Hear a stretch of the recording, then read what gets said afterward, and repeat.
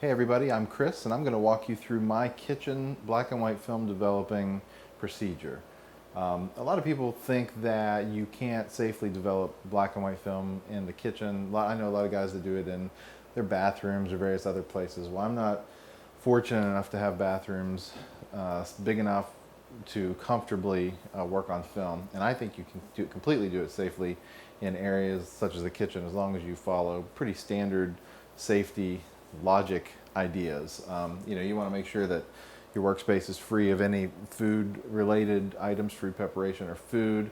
And then I'll show you in a minute how I do that, and the way that I also cover up my countertop and do other things to try to keep any splashes or any other kind of chemicals from getting some places they shouldn't. So you've seen a million of these videos on YouTube. Everybody's got their own little nuances for the way they do things, and so I just kind of want to show you my process, because if you're like me, you like to watch other people do this and whatever. So today we're going to be working on a roll of Kodak TRI-X 400 that was shot at 1600 on our recent trip to Curry Beach, and we want to develop that, and we're going to use D76 developer 1:1 for about 13, I think it's 13 minutes and 15 seconds, and we'll go through all that process in a minute. But the first thing we need to do is load this film into our Patterson tank and reel. And so, because again, we're in my kitchen and I don't have the luxury of a dark room, we're going to utilize a changing bag for that. I currently just have a very simple, small black changing bag. If you haven't seen one of these before, they're just double zipper pocketed bags with elastic armholes that you can work in total darkness inside there to load the film onto the reel that it needs to go on. This is a Patterson reel for their system that I use. It can do 120 or 35 millimeter. Today we're going to do 35 millimeter. So some stuff that I need to do first of all and put in the bag include the film. Obviously, we'll take it out of its protective housing for that. We'll put that inside the bag. The reel obviously needs to be in there. The tank and its lid, because that's where it needs to go to get sealed once we get the film out. I use a standard bottle opener to pop the top off of my 35 millimeter roll, and also a pair of scissors to trim the leader and a couple other things while we're in there. So I'm going to put all those things in the changing bag, and I'm going to zip up the inside pocket and then the outside pocket. Now, these bags are 100% light proof. However, I still don't like to take chances with a lot of bright direct light sources. So I do try, although I'm not worried about total darkness in this case, I do try to minimize the direct light that gets into the bag when I'm changing. So I apologize in advance for the darkened state that we find ourselves in, but this will only take a minute. A couple things I've learned over the years about changing bags. Number one, they get humid very, very fast. And wet, humid, sticky film is not conducive to going on these reels very easily. So you do want to work efficiently and safely in here, but you want to also do it as fast as is reasonable. So I've got everything laid out inside the bag, and I'm simply now popping the top off the back, off the bottom of the 35 millimeter canister using the can opener. So the film that's open. Then I typically keep it in the canister as long as possible. I pop it slightly open so that I can pull the leader out, back out through the slot in the 35 millimeter canister. And I do this for a couple reasons. Number one, I think it tends to protect the rest of the film during the loading on the reel process, and it also helps me cut a perfectly straight line when I'm cutting the leader off, which is going to make loading this film much easier once we get it in there. So I'm now cutting off the leader. Okay, the leader is removed. I've got the spool in my right, or the reel of film in my right hand. The spool is in my left hand, and I found the film guides.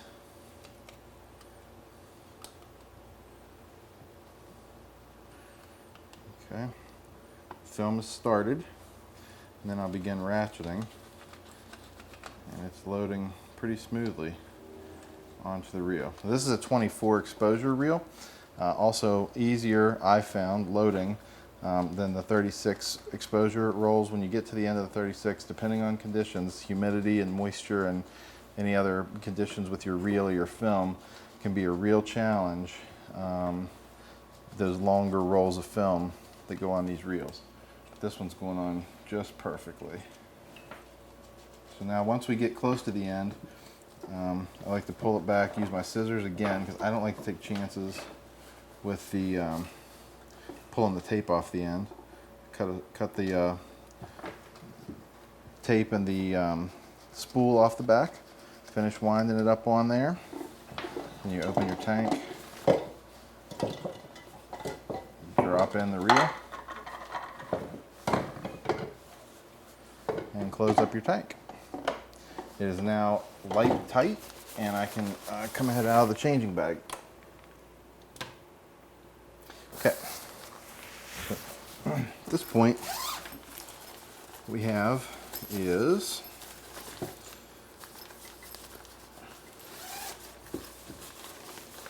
our tank, which contains our film and the empty roll and other utensils that we can dispose of at this point.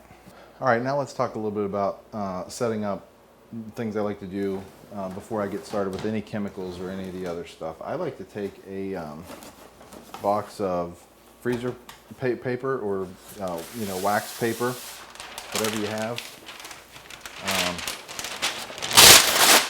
And I lay this down on the countertop like this.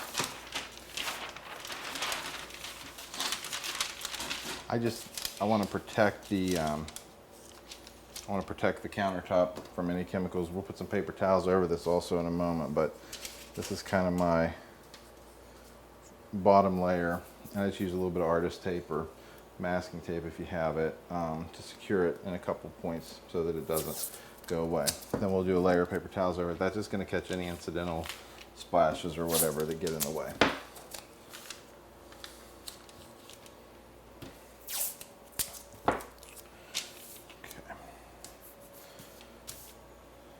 Once that's down, we'll go ahead and layer out just one layer of paper towels is fine. Something to absorb any of the moisture that may come out of there. Okay, it's time to start developing. I know a lot of you, the source that a lot of folks use is an app called the Massive Dev app on their iPad, and I have it here, and it basically allows you to, it's a lookup table basically of every film stock developer combination or other things that you may use in there. So I've already programmed one for today's development. We're going to be using D76 is our developer at 68 degrees at a 1-to-1 ratio. And my Pattison tank for a 35 millimeter roll takes 390 milliliters of developer. So what I like to do is get out the smallest size graduate that will allow me to measure accurately. We're going to mix 145 milliliters of D76 stock solution that I just made a couple of days ago with 145 milliliters of distilled water. That'll give us our 290 milliliters, and then we'll check temperature, and we'll figure out how to adjust temperature to get it precisely where it needs to be. So this is our D76 stock solution mixed from powder. I need 145 milliliters. I'm just going to do 150.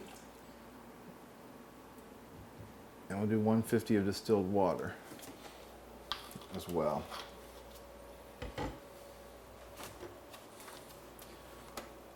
Get us to our 300 milliliters.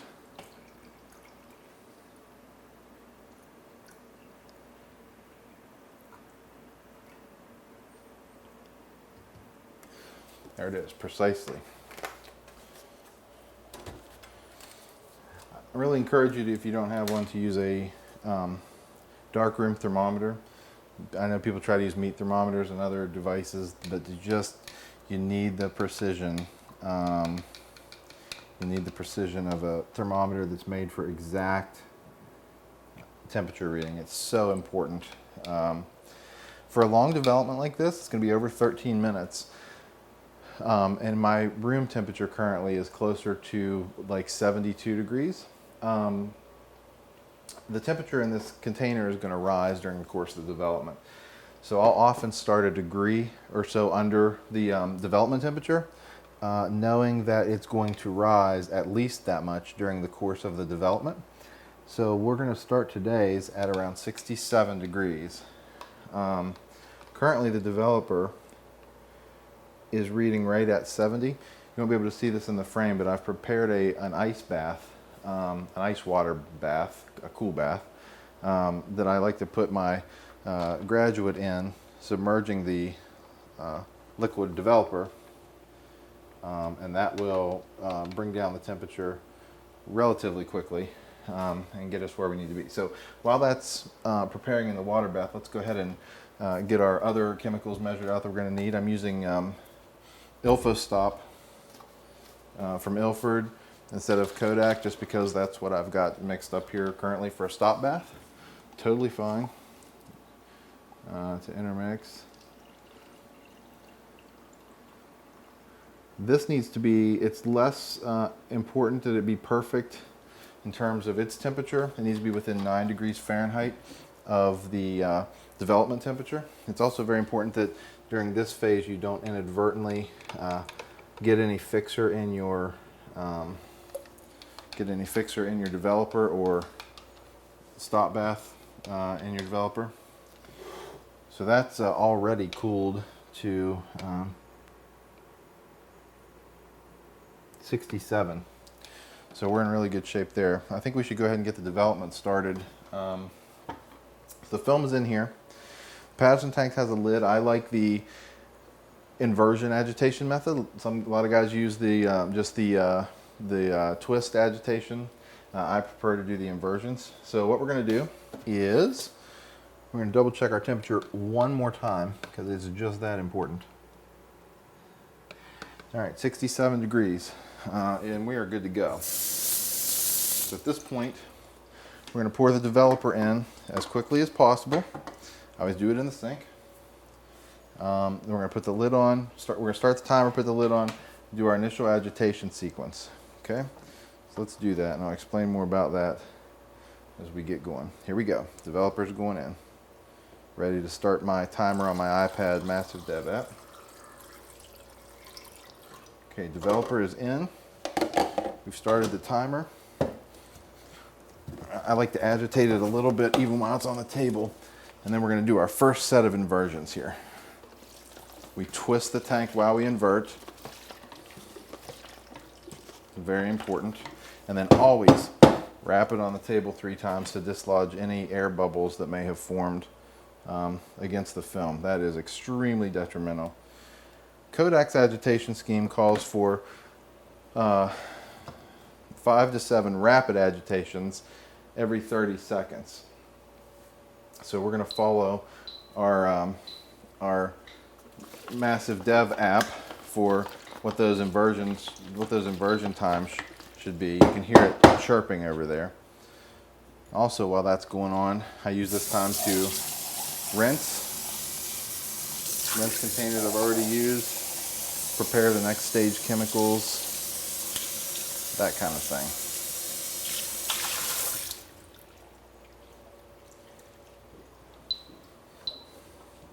Time for another inversion sequence. 1, 2, 3, 4, 5. Wrap, dislodge the air bubbles. Let's go ahead and check the temperature now of our stop bath.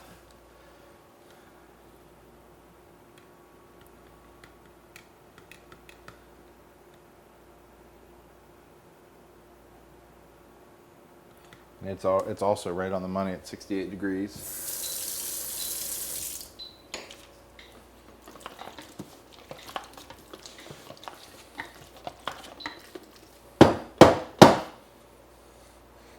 Okay, we'll go ahead and measure out our fixer. I'm going to rinse this out just a little bit more.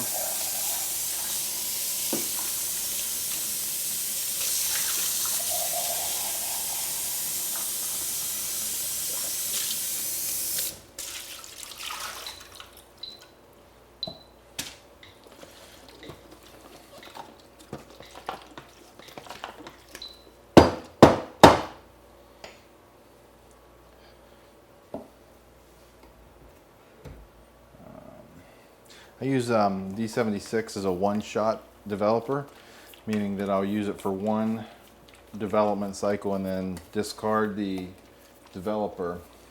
All of my other chemicals, well, at least my stop bath and fixer, I reuse. I keep tabs of the number of films I've developed in them on the bottle, strictly by a second line with tick marks. That way I can keep an accurate count. I don't get into the replenishment thing just because I think it's much easier to run into inconsistent results that way. You can be very particular about replenishing schedules and following all the guidelines set forth by the manufacturers and whatnot, but it's still one more, to me, it's just one more step where you could conceivably have a miscalculation and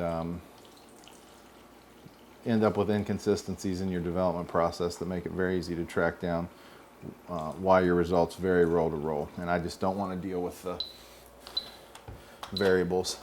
I have enough variables in my workflow already. Trying to do this in the kitchen, and there's enough variables in the workflow. So we're going to check temperature on our fixer that we've just prepared. Make sure that it is within a couple of degrees. I like to stay within, 2 to 3. They say 9 degrees. It just seems like a lot in a process as particular as film development. Yeah, we're right on the money also on 68. I store these chemicals in these bottles and then in Rubbermaid tubs in the basement, which also stays relatively consistent. So they stay pretty close to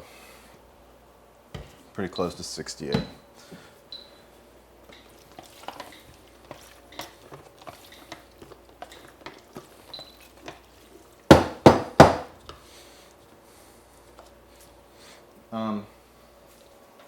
We have about 8 minutes and 20 seconds left in the development window.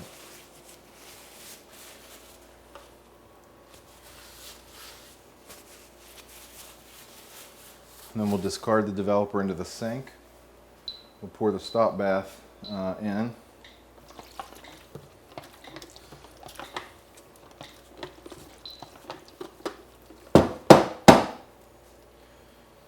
We'll also use our filtered funnel, which is very important when we reuse our stop bath. When I pour it back into the storage tank through a filtered funnel to filter out any junk that may have come out of the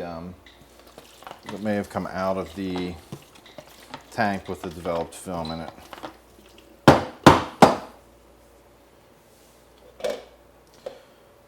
So we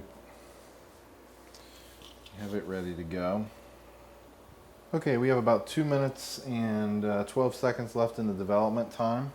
So we have a couple more inversions to do. Once we get within about 10 seconds or so of the end of the development time, I'm going to begin pouring the developer out into the sink drain. So that immediately upon hitting 0 on the timer for development, or maybe a second after, we'll be able to pour the stop bath in. The nice thing about the longer development times, like this one was 13 minutes and 15 seconds. With the longer development time, you get a little bit more wiggle room. It scales proportionally. You get a little more wiggle room in your times not being exactly precise. That's why a lot of film manufacturers will tell you that any development time under 5 minutes, is not recommended because it's so much more, every second is so much more critical to the overall development process of that film. So I like these longer ones. That's why I like diluted developers in addition to the sharpness increase, especially on 400 speed film or higher shot at push speeds specifically, where sharpness and whatnot is important. Okay, we're at about 54 seconds, so we'll have one more inversion cycle. After the last inversion cycle, I'll take the lid off of the developing tank, leave it sitting so that I'll be able to dump out with 10 seconds left on the clock. And then we'll go straight to our stop bath.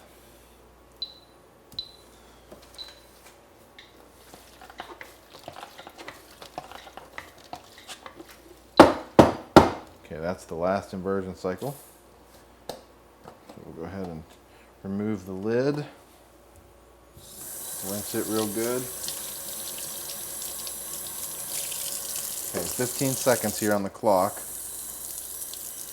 11, 10, 9, 8, 7, 6, 5, 4, 3, 2, 1. Time's up. Stop bath goes in immediately. Stop bath really needs to run for about 30 seconds or so.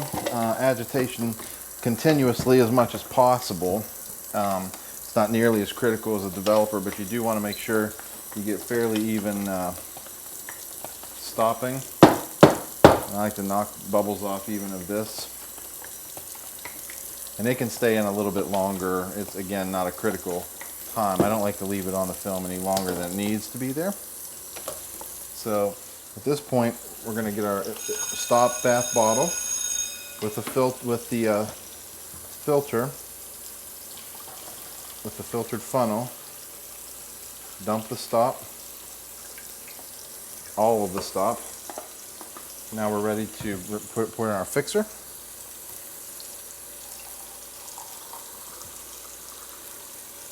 And we are going to fix for 5 minutes. Get the lid on here. We'll give it some inversions. We'll follow the same pattern of agitation that we used for our development. Again, I like to be efficient with time and use these times to rinse things, wash things.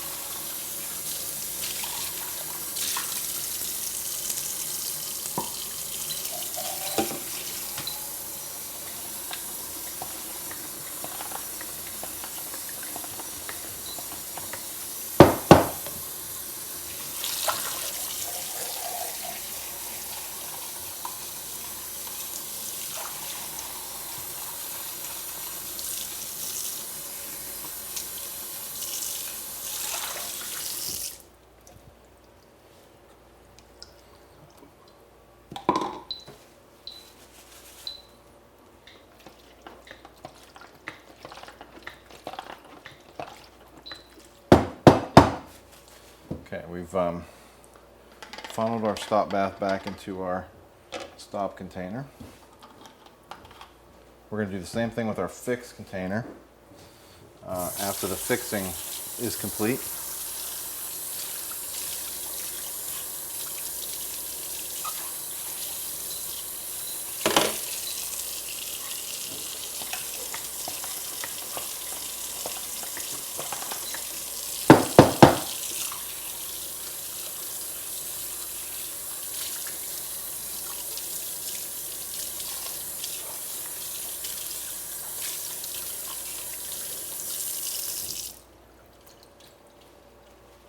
Okay.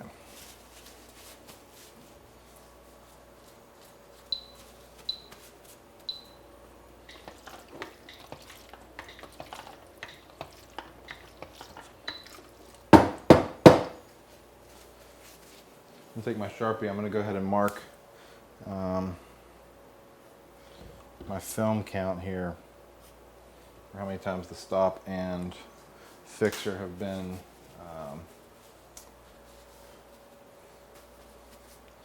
have been used, how many films they've each handled.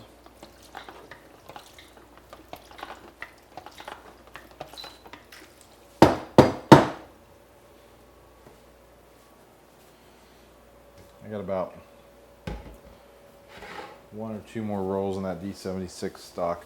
Once you mix the stock solution of these powder developers like D76 or ID11 in half bottles, I don't think they keep very well beyond a few weeks. And certainly if they're diluted, if you don't ever mix a working solution, if you're going to use dilution beyond stock until you're ready to use it, because it will not keep and provide pretty inconsistent results. So that's why I quit mixing anything in gallons anymore. I mix everything directly in liters or quarts.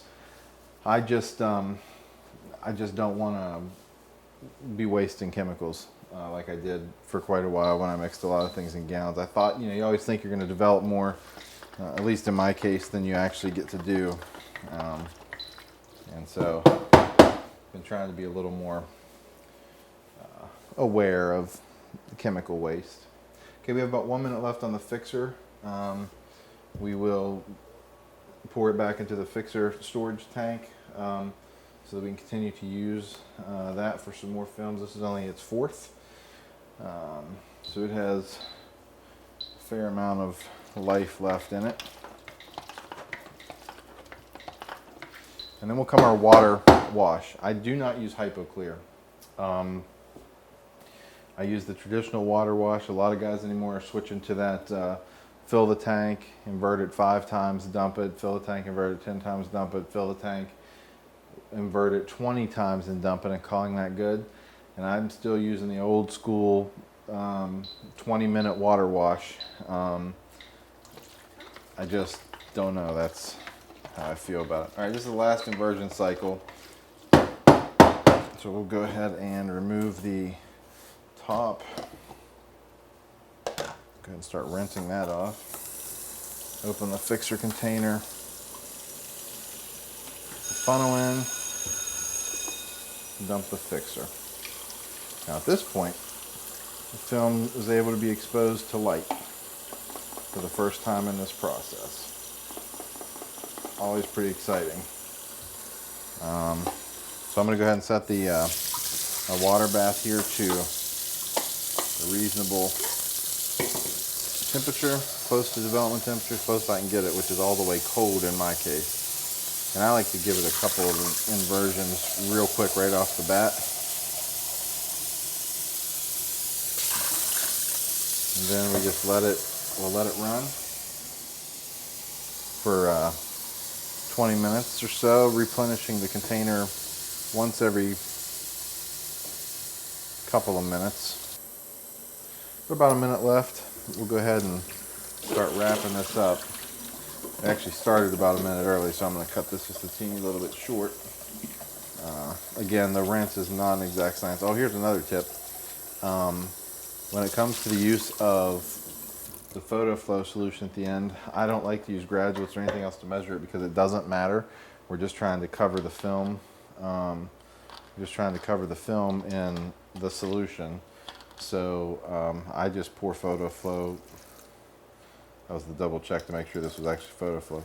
I just pour photo flow in until it covers the reel. This is also something I use one time and then discard. I'm not going to pull the negatives out in here, so the next thing I would do would be take my tank after about 30 seconds in here, hang the film, and then we'll take a look at some of these negatives and see just how well they turned out.